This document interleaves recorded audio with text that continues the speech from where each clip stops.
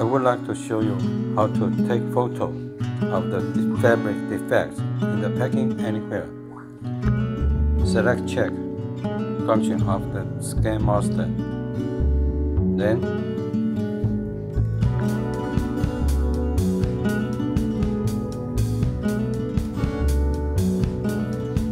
scan the QR code.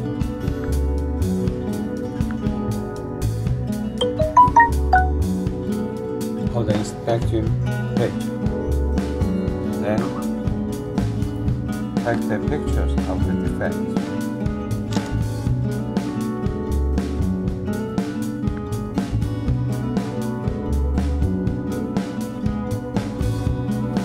Repeat about steps.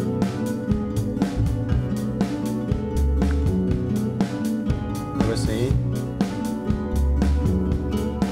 the defects over there.